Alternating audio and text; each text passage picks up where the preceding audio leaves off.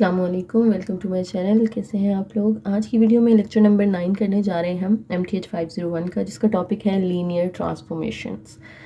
अच्छा जी, matrix equation हम पीछे पढ़ चुके हैं जो इस फॉर्म की थी AX is equal to B।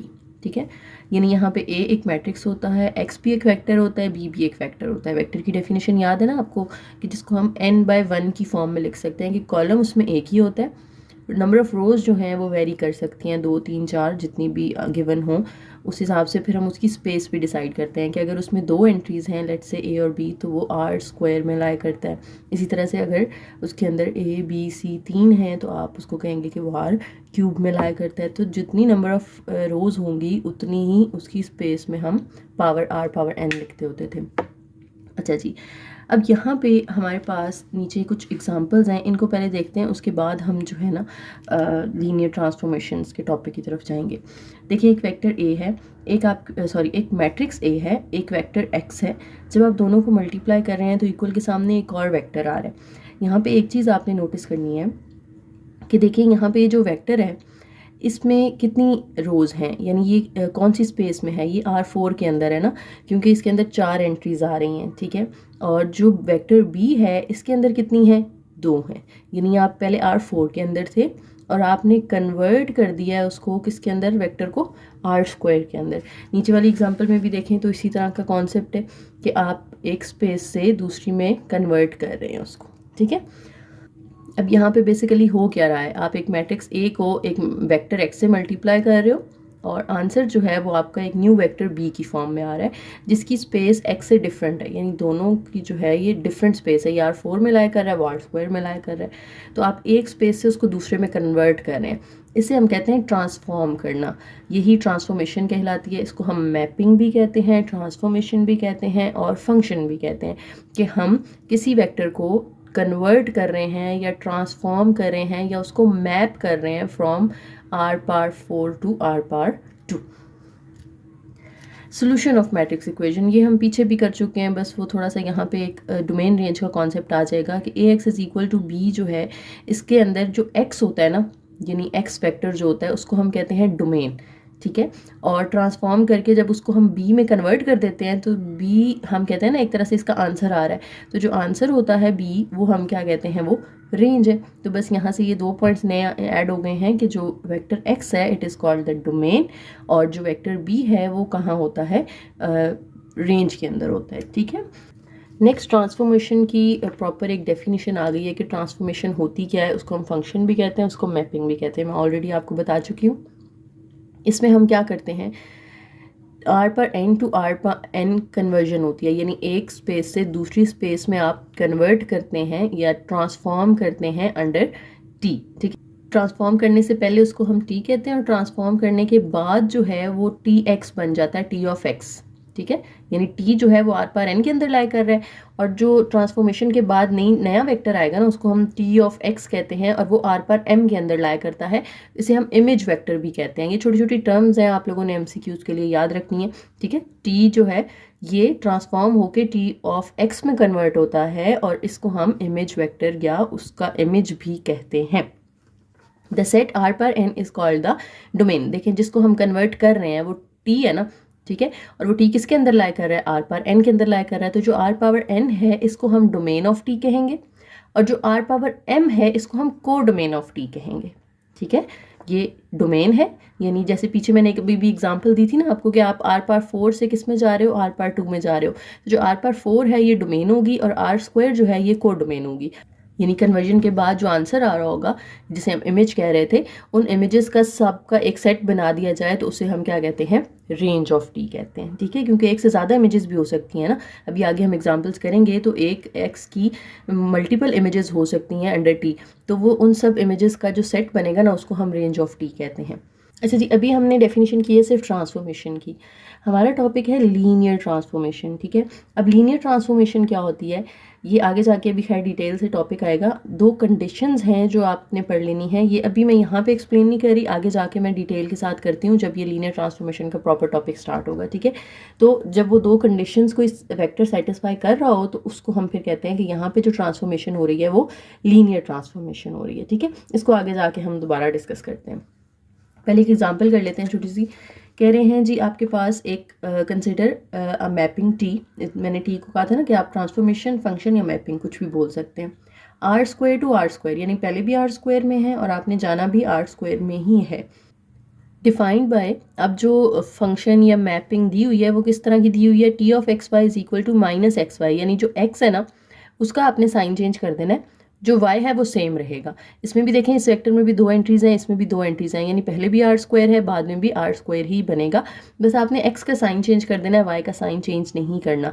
और ये हमने कैलकुलस में भी ये चीज़ पढ़ी हुई है कि किसी पॉइंट में अगर x का साइन चेंज हो रहा हो और y का चेंज ना हो रहा हो तो वो रिफ्लेक्शन होती है अबाउट y एक्सिस। ठीक है, ये नीचे डायग्राम भी बनी हुई है, अगर इसको आप गौर से देखें तो ये y एक्सिस है ना। अब एक पॉइंट इधर xy लाई कर रहा है तो इसका इमेज माइनस XY इस साइड पे लाई करेगा। सेकंड क्वाड्रेंट में x नेगेटिव y पॉजिटिव होता है ना, तो y एक्सिस के अलॉन्ग यहाँ पे उसका इमेज जो है या उसका रिफ्लेक्शन जो है वो नज़र आ रहा है हमें। ठीक है, एग्जाम्पल के तौर पर जैसे ये 1 2 है और साथ में यानी अगर आपने वेक्टर 1 2 की ट्रांसफॉर्मेशन अंडर दिस कंडीशन निकालनी है तो क्या करेंगे आप, इसमें से x वाली वैल्यू 1 है उसका साइन आपने चेंज कर देना है और जो y वाली वैल्यू है उसका साइन आपने चेंज नहीं करना। ठीक है, तो ये आपने इसको ट्रांसफॉर्म कर दिया, ये इसकी ट्रांसफॉर्मेशन कर दी है बस इस कंडीशन के अकॉर्डिंग। नीचे इसको अगर आप मैट्रिक्स फॉर्म में लिखना चाहते हैं तो फिर कैसे लिखेंगे, आपने आइडेंटिटी मैट्रिक्स लिया है, साथ में एक वेक्टर लिया है और उसको ट्रांसफॉर्म करके एक नया वेक्टर बना देना है। अब आइडेंटिटी मैट्रिक्स में जो फर्स्ट ये हमारा होता है इसको हम क्या कहते हैं, फर्स्ट वाले को हम कहते हैं कि ये x के कोएफिशिएंट्स होते हैं और ये y के कोएफिशिएंट्स होते हैं। ठीक है, तो x के कोएफिशिएंट में -1 और 0 लिया है, फिर y में 0 और 1। माइनस क्यों लिया है यहाँ पे, क्योंकि हमने x का साइन चेंज करना है ना, तो अगर हम इनको मल्टीप्लाई करेंगे फर्स्ट रो को फर्स्ट कॉलम से फिर सेकंड रो को फर्स्ट कॉलम से तो ये रिजल्ट तभी मिल सकता है अगर यहाँ पे हम -1 रखेंगे, तभी x का साइन चेंज होगा। और y वाले में आपने उसका साइन चेंज नहीं करना क्योंकि y को हमने एज इट इज़ रखना था। ठीक है, तो ये हमारे पास मैपिंग होगी। और अगर इसी तरह से कहते हैं, लेट से आपको कंडीशन दी हुई है T of X Y is equal to x, 0, यानी x को आपने सेम रहने देना है और y को क्या बना देना है 0, तो उसको मैट्रिक्स फॉर्म में फिर आप इस तरह लिखेंगे कि x का तो कोएफिशिएंट यहाँ पे 1 है, लेकिन y वाले कॉलम में फिर आपने कोई भी 1 नहीं लेना, वो सारे 0 हो जाएंगे क्योंकि y को आपने क्या करना है 0 करना है। तो देखें वो x 0 बन जाएगा अगर आप इन दोनों को मल्टीप्लाई करेंगे। ओके, उसके बाद एग्जाम्पल नंबर 2 है, इसमें आपको देखें एक मैट्रिक्स दिया हुआ है और 3 वेक्टर्स दिए हुए हैं। मैट्रिक्स का नाम A है, वेक्टर्स जो हैं वो U, B और C है। अब इनको करना क्या है, हम क्वेश्चन पढ़ते हैं कि हमने इनके साथ क्या करना है। कहते हैं define a transformation T R square to R cube, यानी ये अभी आर स्क्वायर से आपने उसको कन्वर्ट करना है किसके अंदर, आर क्यूब के अंदर। आर स्क्वायर का मतलब है कि अब यहाँ पे जो वेक्टर आप लोगे ना, जो a x is equal to b वाली फॉर्म के अंदर जो एक्स आप लोगे उसका ऑर्डर क्या होना चाहिए 2/1, यानी उसके अंदर 2 एलिमेंट्स होंगे, कॉलम तो एक ही होता है ना। तो आपने ये मैट्रिक्स ए लिखा, इसके साथ जो x मल्टीप्लाई होगा उसमें आप x और y भी ले सकते थे, x1 x2 भी ले सकते थे, तो x1 x2 x3 नहीं लेना या x y z नहीं लेना। क्यों, क्योंकि ये आर स्क्वायर है x, तो आर स्क्वायर से आपने उसको कन्वर्ट करना है आर क्यूब के अंदर। ठीक है, तो जो x है वो आर स्क्वायर की फॉर्म में होना चाहिए, उसमें सिर्फ 2 एंट्रीज आएंगी, आप चाहे x और y नाम दे दें, x1 और x2 नाम दे दें। तो ये आपके पास उन्होंने वैसे क्वेश्चन में खुद ही बना के दे दिया x1 x2 की फॉर्म में। और ये इसका आंसर किसके इक्वल होगा, देखिए फर्स्ट रो का फर्स्ट कॉलम से मल्टीप्लाई करें तो 1x1 माइनस 3x2 पहली रो आ जाएगी, फिर 3x1 5x2 दूसरी रो आ जाएगी, -1x1 और 7x2 ये तीसरी रो आ जाएगी। अब इनके साथ आपने क्या करना है, फर्स्ट पार्ट में आपने फाइंड करनी है transformation under u, the image of u under the transformation t, यानी जो वेक्टर पीछे हमें दिए हुए हैं उनमें एक वेक्टर u भी है ना। अगर आप दोबारा क्वेश्चन देखें तो हमें जो वेक्टर्स गिवन है वो a, u, b और c है, तो a तो यूज होना ही है। ठीक है, यानी जो a x is equal to b है इसमें हमें a तो लाजमी लेना है, यही वाला। ठीक है, अब x की जगह पे वेक्टर चेंज होता जाएगा जो वो हमसे कहेंगे। अब x की जगह उन्होंने हमें कहा है कि आपने u की ट्रांसफॉर्मेशन फाइंड करनी है, तो आप a u लिखेंगे यहाँ पे इज इक्वल टू, फिर आपने एक उसका आंसर निकाल लेना है, तो a u की जगह पे 2 - 1 पुट किया जाएगा। ठीक है, तो देखें टी ऑफ यू निकालने के लिए हम क्या कर रहे हैं, ए यू इज इक्वल टू ए की वैल्यू यू की वैल्यू, दोनों को मल्टीप्लाई कर दें तो ये आंसर आ जाएगा। कैसे मल्टीप्लाई करेंगे, फर्स्ट रो को फर्स्ट कॉलम से ना, 1 को 2 से और इसको 3 से, तो ये 2 + 3 5 आ जाएगा। फिर इस रो को आपने इस कॉलम से करना है तो 3 2 = 6, ठीक है, प्लस 5 1 = 5, तो ये 1 आ जाएगा। फिर थर्ड रो को आपने इसी तरह इस कॉलम से करना है तो -9 आ जाएगा। तो ये आपने ट्रांसफॉर्मेशन कर ली किसकी, आर स्क्वायर से आर क्यूब के अंदर। क्या हमारा पहले ये वेक्टर आर स्क्वायर में था, अब जो आंसर है उसमें देखिए कितनी एंट्रीज हैं, 3 एंट्रीज हैं, तो ये आप आर क्यूब के अंदर चले गए हैं। ठीक है, नेक्स्ट बी पार्ट में कह रहे हैं फाइंड एन एक्स, यानी जो a x is equal to b वाली फॉर्म है, इसमें आपने ये एक्स फाइंड करना है, whose image under T is B, यानी जो इसका इमेज है या इसका जो रिफ्लेक्शन है वो क्या है, बी है सामने। अब बी की वैल्यू उन्होंने हमें दी हुई है, तो हम ये फॉर्म लिखेंगे a x is equal to b, a की जगह आपने ए की वैल्यू लिख देनी है, एक्स क्योंकि हमने फाइंड करना है तो वो x1 x2 ही रहेगा, ठीक है। और बी उन्होंने हमें क्वेश्चन में पीछे दिया हुआ था, वो हमने यहाँ पुट कर दिया 3 2 -5। अब इसमें से भी आपने सोल्यूशन निकालना है इसका, तो सोल्यूशन ऑफ मैट्रिक्स इक्वेशन हमने पीछे हम 1-2 लेक्चर्स के अंदर हमने काफ़ी प्रैक्टिस की है। क्या करते हैं हम, ऑगमेंटेड मैट्रिक्स लिखेंगे यहाँ पे 1 3 -1 -3 5 और 7, सॉरी ऑगमेंटेड मैट्रिक्स लिखना है तो थर्ड कॉलम हमारे पास बी का आ जाएगा। अब इस ऑगमेंटेड मैट्रिक्स को आपने कन्वर्ट कर लेना है रिड्यूस्ड एचेलॉन फॉर्म के अंदर, ठीक है। रिड्यूस्ड एचेलॉन में कैसे कन्वर्ट होगा, हम देखें, ये तो ऑलरेडी 1 है ना, इसके नीचे दोनों जीरो बनाने हैं, तो कौन से रो ऑपरेशन अप्लाई होंगे, देखें R2 में चेंजिंग लानी है हमने और R3 में चेंजिंग लानी है। अब R2 में किसको जीरो बनाना है हमने, 3 को, तो यहाँ पे हम +3 कर देंगे और मल्टीप्लाई R1 से करेंगे क्योंकि 1 जो है वो R1 के अंदर पड़ा हुआ है। R3 में मैं ये प्लस कर दूं R1 तो मुझे आंसर मिल जाएगा, ठीक है। तो ये दो और ऑपरेशन अप्लाई करके इस 1 के नीचे दोनों जीरो आ जाएंगे और फिर यहाँ पे भी कुछ चेंजिंग्स आएंगी। R1 में तो कोई चेंजिंग नहीं आएगी, R2 और R3 में जो चेंजिंग्स आएंगी वो हम लिख लेते हैं, ये आ जाएगा। अब आपने सेकंड रो में इसको भी क्या करना है, 1 बनाना है, तो इसको 1 बनाने के लिए आप क्या करेंगे, R2 को आपने क्योंकि डिवाइड कर देना है 14 से ताकि ये 1 बन जाए, ठीक है। तो R1 सेम रहेगी, R2 में 0/14 14/14 और 7/14, तो ये -1/2 फिर 0 4 और -2। अब इस 1 के आपने ऊपर नीचे भी 0 बनाना है, ठीक। अब ये आप अगले कौन से 2 स्टेप्स करेंगे, आपने चेंज R1 के अंदर लाना है, R3 के अंदर लाना है और इसके साथ इस तरह प्लस लगा लें।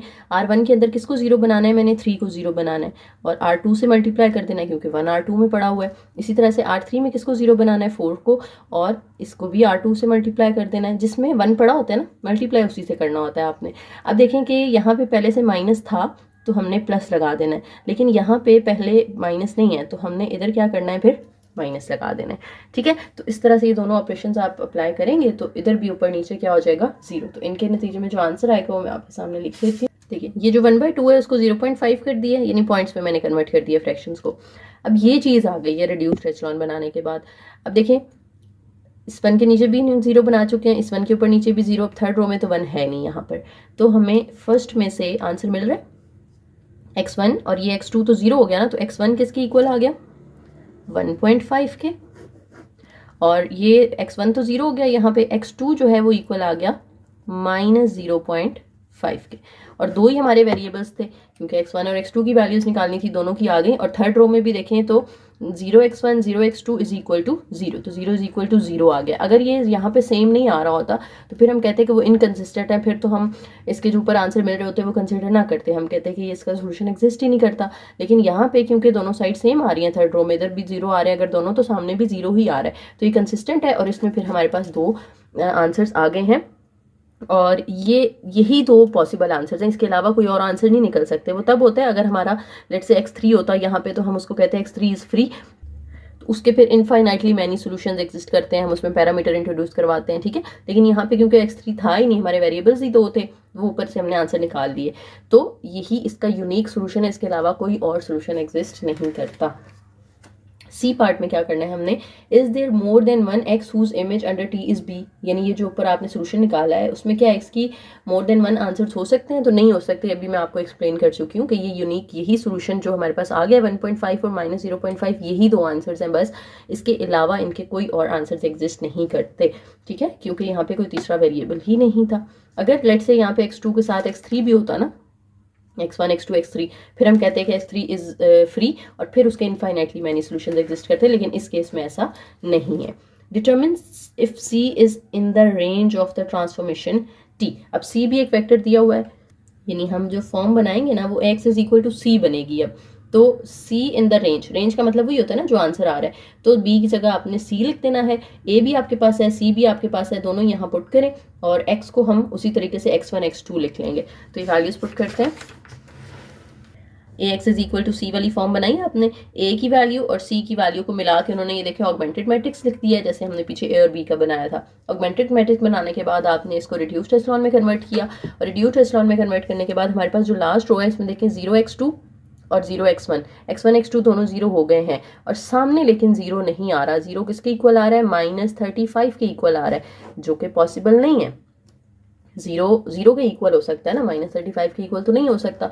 तो ये जो है ये फिर क्या है? इनकंसिस्टेंट सोल्यूशन है, और इनकंसिस्टेंट सोल्यूशन में फिर हम कहेंगे कि ये जो C है ये उसका इमेज नहीं हो सकता, ठीक है, क्योंकि यहाँ पे सोल्यूशन नहीं मिल रहा हमें। तो अगर सोल्यूशन पॉसिबल नहीं है, it mean C is not in the range of D। Next example 3 पे चलते हैं।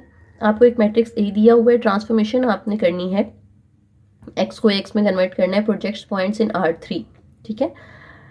अच्छा, अब R3 के अंदर वो है, लेकिन जब आप उसको कन्वर्ट कर रहे हैं, देखें x1 x2 x3, आप इसको a से मल्टीप्लाई करें, क्योंकि प्रोजेक्शन हमने इसी तरह निकालना है ना, ax निकालना है। तो a को x से जब a दिया हुआ था, x आपने यहाँ पे x1 x2 x3 ले लिया, क्योंकि R³ के अंदर ये लाया कर रहा था। जब आपने इनको मल्टीप्लाई किया तो आपके पास आंसर आ गया x1 x2 और नीचे 0 आ गया, क्योंकि थर्ड रो पूरी 0 थी। तो आपने जब इसको इस कॉलम से मल्टीप्लाई किया तो सारा आंसर ही 0 हो गया हमारे पास। तो अब इसका जो आंसर है वो लाए तो R3 के अंदर कर रहा है, लेकिन यहाँ पे क्योंकि x3 0 हो गया तो हम कह सकते हैं कि सिर्फ x1 x2 प्लेन के अंदर आ रहा है, x1 x2 और x3 प्लेन के अंदर एग्जिस्ट नहीं करता। इसका सोल्यूशन सिर्फ 2 डायमेंशनल के अंदर आ रहा है, x1 x2 के अंदर। तो बेसिकली यहाँ पे जो ट्रांसफॉर्मेशन हुई है वो R3 से R2 के अंदर चली गई है। तो इमेजेस देखें, सारी जो इमेजेस बन रही है, इमेजेस वो होती हैं जिनकी तरफ एरो है। तो ये इमेज भी है, ये इसकी तरफ एरो है, इसकी तरफ एरो है। तो जितनी भी इमेजेस अगर बन रही हैं यहाँ पे वो सारी x1 x2 के अंदर ही लाया कर रही हैं। नेक्स्ट ए आपको गिवन है, ट्रांसफॉर्मेशन करनी है R² से R² के अंदर, defined by T of x ax is called share transformation. तो ये पॉइंट आपने याद रखना है, जिसमें R² से R² की तरफ आप जा रहे हैं, तो इस तरह की ट्रांसफॉर्मेशन को हम क्या कहते हैं? शेयर ट्रांसफॉर्मेशन कहते हैं।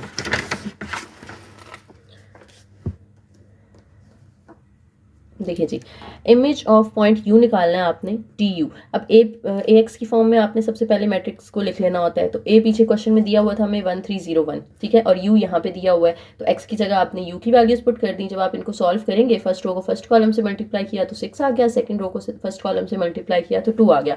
अब आपने कन्वर्ट कर दिया इसको R² से R² के अंदर ही, पहले भी वो R2 था और अभी भी वो R2 के अंदर ही है हमारा सोल्यूशन। तो जो इसकी इमेज थी 0 2 की, वो क्या बन गई? 6 2 बन गई। इस तरह से अगर आपने 2 2 की इमेज निकालनी है तो आप a के साथ जो x मल्टीप्लाई कर रहे हैं उसकी जगह पे ये वाला वेक्टर रख देंगे, तो a वही रहेगा जो पीछे दिया हुआ था, और x की जगह 2 2 आ जाएगा। इनको मल्टीप्लाई करें तो इनका इमेज क्या आ रहा है? 8 2 आ रहा है, ठीक है। तो इस तरह से कोई भी वेक्टर आपको दिया होगा तो उसका इमेज या उसकी ट्रांसफॉर्मेशन या उसकी मैपिंग जो है वो आप इस तरीके से फाइंड कर सकते हो कि जस्ट उस वेक्टर के साथ a को मल्टीप्लाई कर दें, और मल्टीप्लाई करके जो भी आपका आंसर आएगा वो उसकी इमेज हो जाएगी। अब शेयर ट्रांसफॉर्मेशन की एक और एग्जांपल दे दी है कि देखें, आपके पास अगर एक स्क्वायर है, आप इसको यहाँ से पकड़ के स्ट्रेच करते हैं इस साइड से, ठीक है, आप इसको पकड़ के, ये बेस उसकी फिक्स है, वो कह रहे हैं अगर बेस फिक्स है तो आप ये 2 साइड्स जो है ये मूव करवा सकते हैं। इधर से आप उसको स्ट्रेच करते हैं तो स्ट्रेच करके वो इस तरह की फॉर्म एक बन जाती है, पैरेललोग्राम शेप बन जाती है। तो R² से आप R² के अंदर ही जा रहे हैं, आप किसी और डायमेंशन के अंदर नहीं जा रहे, ठीक है। तो ये शेयर ट्रांसफॉर्मेशन कहलाती है। ओके, ट्रांसफॉर्मेशन तो हमारे क्लियर हो गया कि ट्रांसफॉर्मेशन क्या होती है और आप उसको कैसे फाइंड करते हो। अब आता है जी लीनियर ट्रांसफॉर्मेशन क्या होती है। अब अगला जो हमारा सारा लेक्चर रहता है वो लीनियर ट्रांसफॉर्मेशन पे बेस्ड होगा। लीनियर ट्रांसफॉर्मेशन क्या होती है कि आपने 2 कंडीशंस चेक करनी है, अगर ये 2 कंडीशन सेटिस्फाई हो रही हैं तो वो लीनियर ट्रांसफॉर्मेशन है वो ट्रांसफॉर्मेशन, वरना हम उसको सिर्फ ट्रांसफॉर्मेशन कहेंगे, ठीक है। अब वो 2 कंडीशंस कौन सी हैं? पहली कंडीशन है T of u plus v is equal to T of u plus T of v, कि आप 2 वेक्टर्स जिनकी आपने ट्रांसफॉर्मेशन फाइंड करनी है वो दोनों पहले ऐड करके फिर उसको अंडर T ट्रांसफॉर्म कर लें, या पहले u को अंडर T ट्रांसफॉर्म कर लें, v को अलग से अंडर T ट्रांसफॉर्म कर लें और फिर दोनों का सम ले लें। दोनों सूरतों में आंसर सेम आना चाहिए, ठीक है। ये पहली कंडीशन हो गई। दूसरी कंडीशन क्या है कि अगर आप किसी कांस्टेंट को वेक्टर से मल्टीप्लाई कर रहे हो और बाद में उसको ट्रांसफॉर्म करते हो, या पहले u को ट्रांसफॉर्म कर लें और बाद में उसको कांस्टेंट से मल्टीप्लाई करें। बेसिकली ये है कि c को आप बाहर निकाल लें, कांस्टेंट बाहर निकाल लें और ट्रांसफॉर्मेशन सिर्फ u पे कर लें, तो आपके पास आंसर फिर भी दोनों साइडों पे क्या आना चाहिए? सेम आना चाहिए। तो ये 2 कंडीशंस अगर सेटिस्फाई हो रही हैं, it means the transformation is linear, ठीक है।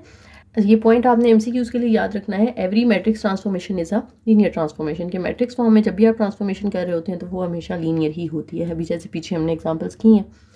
अच्छा, यहाँ पे हमें एक ट्रांसफॉर्मेशन दी गई है कि आर क्यूब से आपने आर स्क्वायर के अंदर जाना है और ट्रांसफॉर्मेशन का नाम एल रखा है, यहाँ पे टी नहीं रखा उन्होंने, ठीक है। एल ऑफ एक्स वाई जी is equal to X Y, यानी यही उसकी कंडीशन होगी ना ट्रांसफॉर्मेशन की, कि पहले वो आर क्यूब के अंदर है तो उसके अंदर 3 वेरिएबल्स होंगे एक्स वाई और जी। फिर आपने आर स्क्वायर के अंदर उसको कन्वर्ट करना है तो उसके अंदर फिर तीसरा वेरिएबल आपको छोड़ना पड़ेगा, सिर्फ 2 रह जाएंगे एक्स और वाई। लेट कर लें आपके पास 2 वेक्टर्स हैं, हमने ये दोनों कंडीशंस बेसिकली चेक करनी है, ठीक है। अगर ये दोनों कंडीशन सेटिस्फाई कर रही होंगी तो फिर हमने कह देना है कि हाँ जी, ये जो आप आर क्यूब से आर स्क्वायर में ट्रांसफॉर्मेशन कर रहे हैं इट इज़ लीनियर, अदरवाइज वो लीनियर नहीं है, ठीक है। तो 2 वेक्टर्स हम ले लेते हैं। पहली कंडीशन में देखें हमें 2 चाहिए होते हैं ना, यू और वी, तो एक यू लेट कर लें, एक वी लेट कर लें। अब क्योंकि ये R3 के अंदर हैं तो इसके अंदर भी 3 वेरिएबल्स आ जाएंगे, x1 y1 z1, और इसके अंदर x2 y2 z2। पहले इन दोनों को मैंने ऐड करना है, दोनों को ऐड करने के बाद फिर आपने जो है वो उस पर ट्रांसफॉर्मेशन अप्लाई करनी है। तो दोनों को ऐड कर लें, एल यू प्लस वी, और बाहर आप उस पर फिर टी या एल जो उन्होंने कहा है वो आपने अप्लाई कर देनी है। तो अब आपने क्या करना है, ये जो u है इसकी वैल्यूज़ थी x1 y1 z1, तो l के अंदर इस u की वैल्यू अलग से, ठीक है, प्लस, और ये v की वैल्यू, यानी u की जगह उसकी वैल्यूज़, v की जगह उसकी, दरमियान में प्लस आ गया। और ये l जो है ये अभी बाहर है, दोनों के साथ एक ही दफ़ा लिखा हुआ है क्योंकि अभी हम लेफ्ट हैंड साइड कर रहे हैं। अब इनके x वाले कंपोनेंट्स आपस में ऐड हो जाएंगे, x1 x2 comma y1 plus y2 comma z1 plus z2। अब ये जो ट्रांसफॉर्मेशन है ये हमारी अभी 3 डायमेंशनल के अंदर है, हमने इसको किस में लेकर जाना है, 2 डायमेंशन के अंदर लेकर जाना है। तो अब हम ये x1 x2 लेंगे, y1 y2 लेंगे और ये z वाली चीज़ छोड़ देंगे, ठीक है। तो नेक्स्ट स्टेप क्या होगा हमारा, देखें, x1 plus x2 comma y1 plus y2। अब x1 प्लस x2 में से पहला कंपोनेंट इधर से आप उठा के x1 और y1 मिला के एक पॉइंट बना दें या एक वेक्टर बना दें, और जो x2 और y2 है इनको आप दूसरा वेक्टर बना दें। तो ये l ऑफ u अलग हो गया और l ऑफ v अलग हो गया। तो ये l of u plus l of v, left hand side आपने ली थी, राइट हैंड साइड आपने बना दी। तो पहली कंडीशन तो हमारी होगी सेटिस्फाई। अब दूसरी कंडीशन चेक कर लेते हैं। दूसरी में क्या था कि आपने कोई कांस्टेंट या कोई स्केलर मल्टीप्लाई करना है वेक्टर के साथ, u या v कोई एक ले लें, हम u ले लेते हैं। स्केलर को आप अपनी मर्जी से कोई भी नाम दे सकते हैं, k दे दें, c दे दें, आपकी मर्जी है। अब अगर k को हम u से मल्टीप्लाई कर रहे हैं तो u की जो वैल्यूज़ हैं x1 y1 z1 तीनों के साथ k मल्टीप्लाई हो जाएगा। अब यहाँ से z वाला छोड़ दें क्योंकि हम r स्क्वायर के अंदर जाना चाह रहे हैं, तो x1 और y1 वाली आपने वैल्यूज़ ले लेनी है और k को आप बाहर निकाल लें तो अंदर सिर्फ क्या रह जाएगा, x1 y1 रह जाएगा, और ये जो है वो l ऑफ u बन जाए।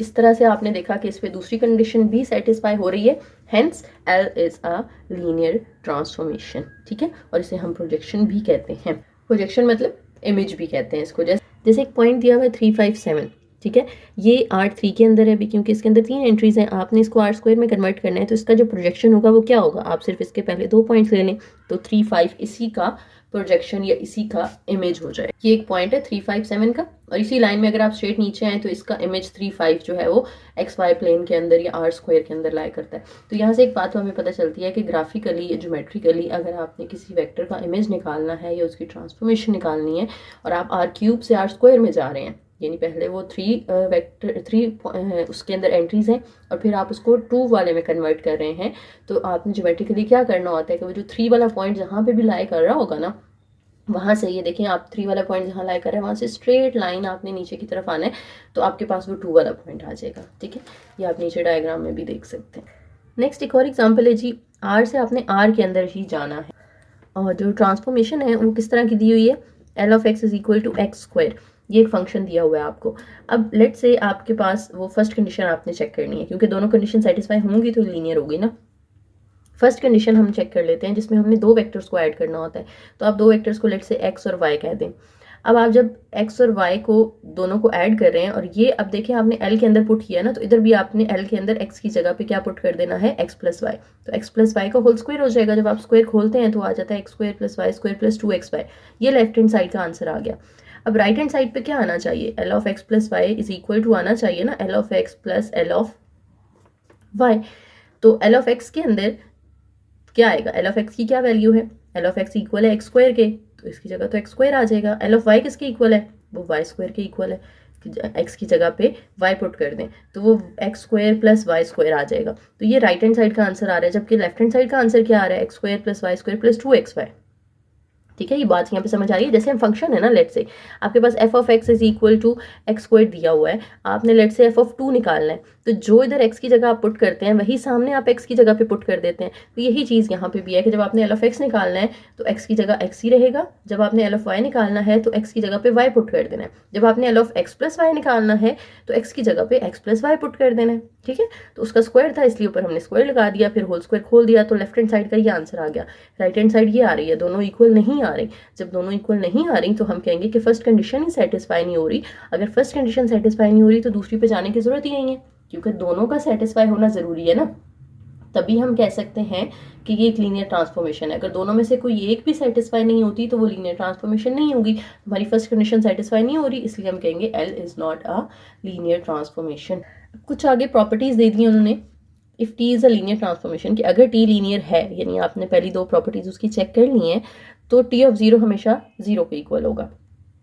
T ऑफ x हो, T ऑफ y हो, T ऑफ कुछ भी दिया हुआ है, आपने अगर उसकी जगह 0 पुट किया है तो वो हमेशा किसके इक्वल होना चाहिए, 0 के इक्वल होना चाहिए। तो ये फर्स्ट प्रॉपर्टी हो गई।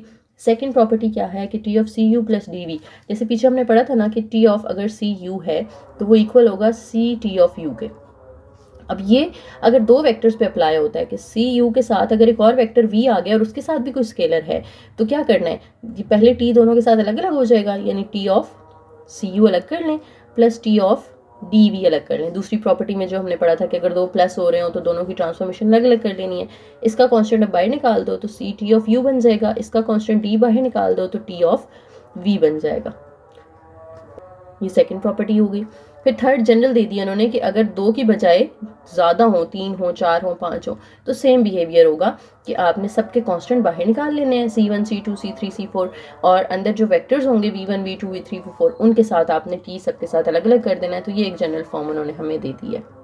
छोटा सा प्रूफ आगे कि अगर आपके पास T ऑफ 0 है तो उसको आप इस तरह से लिख सकते हैं कि T ऑफ 0 U, यानी वो कोई वेक्टर था वहाँ पे जो कि 0 से मल्टीप्लाई होके क्या हो गया, 0 हो गया ना, तो उसको वापस हम 0 इंटू यू लिख सकते हैं। अब 0 क्योंकि स्केलर है, एक नंबर है, इसको आप बाहर निकाल सकते हैं, 0 बाहर आ जाएगा, अंदर T ऑफ यू रह जाएगा। अब T ऑफ यू का जो भी आंसर हो वो अगर 0 से मल्टीप्लाई होगा तो क्या आएगा, 0 आएगा, इसलिए हम कहते हैं कि T ऑफ 0 जो है वो 0 के इक्वल है। और दूसरे का प्रूफ ये मैं आपको इधर ऑलरेडी करवा चुकी हूँ।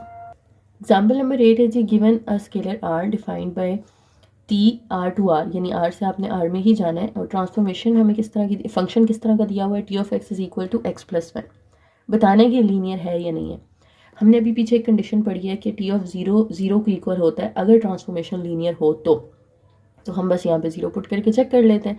इधर x की जगह 0 पुट करेंगे तो ये T ऑफ 0 हो जाएगा, सामने भी x की जगह 0 पुट कर दें तो 0 प्लस 1 किसके इक्वल आ जाएगा, 1 के। तो T ऑफ 0 का आंसर 0 नहीं आया बल्कि क्या आ गया, 1 आ गया। तो ये ट्रांसफॉर्मेशन फिर लीनियर नहीं हो सकती, क्योंकि अगर ये लीनियर होती तो T ऑफ 0 का आंसर 0 आना चाहिए था। जब 0 नहीं आ रहा तो हम अपना आंसर यहाँ पे दे सकते हैं, इस पर हम रिलाई कर सकते हैं। लेकिन अगर यस आ भी जाता, जैसे पीछे भी एक एग्जाम्पल किया हमने, L of x is equal to X square, इसमें अगर हम 0 पुट करते तो आंसर L ऑफ 0 का 0 तो आ रहा है, लेकिन फिर भी हमने उसको क्या कहा था अभी कि वो लीनियर ट्रांसफॉर्मेशन नहीं है, क्योंकि उसमें left hand side right hand side का आंसर सेम नहीं आ रहा था। तो अगर येस आ जाए तो आपने इधर ही अपना रिजल्ट नहीं दे देना होता, आपने उसको फिर कंडीशन 1 और 2 भी चेक करनी होती है। ठीक है, लेकिन अगर नो आ रहा है तो बस आपने इधर बता देना कि हाँ जी ये लीनियर नहीं हो सकती। जैसे अगर हम दो कंडीशन चेक कर रहे हों, जो हमने लीनियर ट्रांसफॉर्मेशन की दो कंडीशंस पढ़ी हैं, अगर पहली सेटिस्फाई हो जाती है तो हम वहीं पे अपना आंसर यस तो नहीं दे देते ना, हम दूसरी भी चेक करते हैं। दोनों अगर सेटिस्फाई हो रही हो फिर हम कहते हैं हाँ जी ये लीनियर ट्रांसफॉर्मेशन है। ठीक है, तो इस सूरत में भी आपकी अगर ये प्रॉपर्टी सेटिस्फाई हो रही है तो यहीं पे आपने यस नहीं कर देना, आपने फिर कंडीशंस भी चेक करनी है कि उनमें से तो कोई नो नहीं हो रही। लेकिन जैसे अगर इनमें से पहली कंडीशन ही अगर सेटिस्फाई ना हो रही हो तो हम दूसरी पे चेक ही नहीं करते, कि पहली पे ही नो आ गया तो आगे पे जाने की जरूरत नहीं है। तो ये भी वही सीन है कि प्रॉपर्टी पे ही नो आ गया आंसर तो फिर कंडीशन चेक करने की जरूरत ही नहीं है। ठीक है, लेकिन अगर प्रॉपर्टी पे यस आ जाता तो फिर हमने कंडीशंस भी चेक करनी थी साथ, कंडीशन 1 कंडीशन 2, और उसके बाद अपना रिजल्ट जो है वो बताना था हमने कि वो लीनियर है या नहीं है। Next example, example number 9। यहाँ पे एक फंक्शन दिया हुआ है जी, T of x is equal to R X, और कहते हैं जी T is called a contraction when R is between 0 and 1, and dilation when r is greater than equal to 1। ये MCQs के लिए आपने बस चीज़ें याद रखनी है कि r की वैल्यू इस केस में अगर 0 और 1 के दरमियान आ रही है तो आप जो ट्रांसफॉर्मेशन है उसको क्या नाम देंगे, कॉन्ट्रैक्शन का नाम देंगे। 1 से बड़ी वैल्यू है अगर r की तो फिर हम उसे क्या कहते हैं, डायलेशन कहते हैं। Let r is equal to 3 and show that t is a linear transformation, यानी आपने r की वैल्यू 3 लेकर बताना है कि t जो है वो लीनियर ट्रांसफॉर्मेशन है या नहीं है। तो हम r की वैल्यू अगर 3 लेते हैं तो फर्स्ट कंडीशन पहले चेक करते हैं।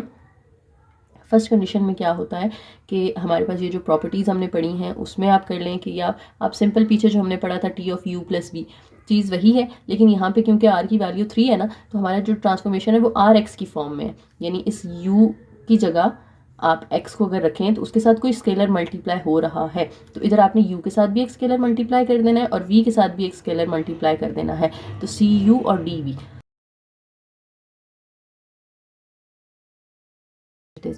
अब 3 को अंदर आप दोनों के साथ अलग अलग कर लें और इधर से कांस्टेंट c बाहर आ जाए, इधर से d बाहर आ जाए, अंदर 3u और 3v रह जाएगा। 3 को हमने t से रिप्लेस किया था, उसको वापस आप t से रिप्लेस कर दें तो 3u बन जाएगा t ऑफ u, 3v बन जाएगा t ऑफ v। तो लेफ्ट हैंड साइड जो थी हमारी t of c u plus dv, उसमें क्या हुआ कि c बाहर आ गया, t ऑफ u अंदर रह गया, इधर से d बाहर आ गया, d ऑफ v अंदर रह गया। तो ये हमारी लेफ्ट हैंड साइड जो है वो राइट हैंड साइड बन गई है हमारी इधर से, तो इसकी सेटिस्फाई हो रही है ये वाली प्रॉपर्टी। इसी तरह आप बाकी कंडीशंस भी चेक कर सकते हैं, ठीक है। तो सब पे आपको यस यस मिलता जाएगा, इसलिए हम कहेंगे कि ये एक लीनियर ट्रांसफॉर्मेशन है। जैसे अगर जीरो वाली प्रॉपर्टी चेक करो, इधर जीरो पुट करो, इधर एक्स की जगह जीरो पुट करो, तो आंसर क्या आ जाएगा, T of zero is equal to zero आ जाएगा, वो भी सेटिस्फाई हो रही है। तो इसी तरह सारी ये सेटिस्फाई करेगा। नेक्स्ट एग्जाम्पल नंबर 10 है, define a linear transformation R square to R square by T of X is equal to this, find the images under T of u v and u plus V, यानी इनके under आपने images find करनी है। अब ये vector u है ना, तो हमारा जो यहाँ पे a x is equal to b वाली सिचुएशन होती है, तो इसमें x की जगह आपने एक दफ़ा ये वाला वेक्टर रख लेना है, तो ए यू निकालना है बेसिकली। ए यहाँ पे ये वाला वेक्टर है ना, 0 -1 1 0, वेक्टर नहीं सॉरी मैट्रिक्स है। तो x1 x2 जो है वो चेंज होता जाएगा, x1 x2 की जगह आपने पहले यहाँ पे u रख देना है, तो ये बन जाएगा इस तरह से 0 -1 1 0, और x1 x2 की जगह पे आपने ये 4 1 रख देना u। अब आप फर्स्ट रो को फर्स्ट कॉलम से मल्टीप्लाई करें, 0 4 0 -1 1 ज़र -1, तो ये ऊपर -1 आ गया। सेकंड रो को करेंगे तो ये 4 + 0, तो ये 4 आ जाएगा। तो देखिए हमारी ये कंडीशन सेटिस्फाई होगी ना कि आंसर -x2 और x1 आना चाहिए। तो x2 नीचे वाला होता है, उसका नेगेटिव ऊपर आ गया और x1 इधर नीचे आ गया, तो ये हमारी t ऑफ u की वैल्यू आ गई, या image under t of u आ गया। इस तरह इमेज अंडर v फाइंड करना है, तो हम क्या करेंगे, 0 -1 1 0, ए तो सेम रहेगा, u की जगह अब आपने v वाला वेक्टर लिख देना है 2 3, तो इसका आंसर भी क्या होगा, ऊपर -3 आ जाएगा, नीचे 2 आ जाएगा, ठीक है। मल्टीप्लाई करके आप देख लें। इसी तरह से फिर t of u plus v निकालना है, ये मैंने t ऑफ u निकाला था, ये मैंने t ऑफ v निकाला है, अब मैंने t of u plus v निकालना है, यानी a लिखा 1 0, और इधर u प्लस वी वाला वेक्टर आ जाएगा। u प्लस वी का वेक्टर उन्होंने खुद ही हमें निकाल के दिया, बस 6 4, इन दोनों को भी अगर आप मल्टीप्लाई करें तो ऊपर -4 नीचे 6 आ जाएगा। तो ये हमने तीनों इमेजेस फाइंड कर ली। और अगर आप देखना चाहें यहाँ पे, तो T of u plus V का जो आंसर है ना वो इक्वल होगा T of u plus T of V के। देखिए T of u plus V का तो ये आंसर है ना, तो सामने अगर मैं दोनों के आंसर्स ऐड करूं तो भी यही आंसर आएगा। इसका आंसर और इसका आंसर ऐड करके देख लें, फर्स्ट में ऐड होता है -1 -3 में ऐड हुआ तो देखिए -4 आ जाएगा, 4 और 2 ऐड करेंगे तो 6 आ जाएगा। तो यहाँ वो प्रॉपर्टी भी सेटिस्फाई हो रही है। नेक्स्ट एग्जाम्पल है, R3 से आपने R स्क्वायर के अंदर जाना है, लीनियर ट्रांसफॉर्मेशन फॉर विच 1 2 3 आपको यहाँ पे फंक्शंस दे दिए हैं, फाइंड L ऑफ -3 4 और 2। इसमें अगर आप गौर करें तो हमें एक जो इस L ऑफ 1 0 0 का इमेज पहले से दिया हुआ है, इसका इमेज पहले से दिया हुआ है, इसका भी इमेज पहले से दिया हुआ है, इसका इमेज हमने फाइंड करना है, ठीक है। तो इस केस में हम क्या करेंगे, यहाँ पे मैट्रिक्स तो नहीं दिया हुआ हमें ए, या अगर हम इससे बनाना चाहें तो हमारे पास एक वेक्टर उस तरह का नहीं है, ठीक है। तो यहाँ पे वो AX वाली सिचुएशन नहीं बन सकती, हम क्या करेंगे, इसको वेक्टर फॉर्म में लिख लेते हैं। वेक्टर फॉर्म में हमने पहले पिछली क्लासेस में पढ़ा हुआ है, पिछले सेमेस्टर्स में, कि पहली वैल्यू x की होती है, दूसरी y की, तीसरी z की। तो x का यूनिट वेक्टर i होता है, y का j होता है और z का k होता है। तो ये बनेगा -3i + 4j + 2k। आपने इसको वेक्टर फॉर्म में लिख लिया। अब यहाँ से आपने इस पे वो ट्रांसफॉर्मेशन अप्लाई कर देनी है L। तो इस तरह से लिखने के बाद आपने क्या करना है, इसमें से कांस्टेंट बाहर आ जाएगा -3, तो अंदर L ऑफ i रह जाएगा। फिर 4 कांस्टेंट बाहर निकाल लें तो L ऑफ j, और 2 कांस्टेंट बाहर निकाल लें तो L ऑफ k आ जाएगा, ठीक है। अब देखें आई वाली ट्रांसफॉर्मेशन कौन सी है हमारी, ये एल ऑफ आई है, क्योंकि इसमें आई का कोएफिशिएंट 1 है और जे और के 0 है, ठीक है। तो ये आई वाली में हम ये वैल्यू पुट करेंगे, इसका इमेज जो दिया हुआ है 2 - 1, तो -3 के साथ यहाँ 2 और -1 मल्टीप्लाई होगा प्लस 4 एज इट इज। अब एल ऑफ जे लिखना है यहाँ पे हमने, तो जे वाला ये होगा जिसमें जे का यूनिट वेक्टर 1 है, आई और के जो है वो 0 है, तो ये 3 1 इसकी वैल्यू दी हुई है प्लस 2, और के वाला जो है उसका -1 और 2 दिया हुआ है, वो पुट कर दें। अब 3 को अंदर मल्टीप्लाई कर दें, 4 को भी अंदर दोनों से मल्टीप्लाई कर दें और इसको भी, तो 3 2 जार ये हो जाएगा, ये कर लेते हैं यहाँ पे, 3 2 जार ये -6 हो जाएगा, 3 1 जार 3 प्लस फिर इसी तरह से 4 3 जार 12, 4 1 जार 4 प्लस फिर 2 1 जार 2 और 2 2 जार 4। अब इनका पहला कंपोनेंट आपस में ऐड होगा, -6 12 और -2, तीनों को प्लस करें तो हमारे पास आ जाता है 4, फिर 3 + 4 7, 7 + 4 11, तो ये हमारे पास आंसर आ गया। या आप कह लें कि L ऑफ -342 जो है इसकी ट्रांसफॉर्मेशन या इसका जो इमेज है वो R² के अंदर वो क्या है 4,11 है, ठीक। उम्मीद है लेक्चर आपको समझ आ गया होगा। कोई क्वेश्चन है तो आप लोग कमेंट सेक्शन में पूछ सकते हैं। वीडियो पसंद आई हो तो लाइक करें, शेयर करें, चैनल को ज़रूर सब्सक्राइब कीजिएगा। थैंक यू, अल्लाह हाफिज़।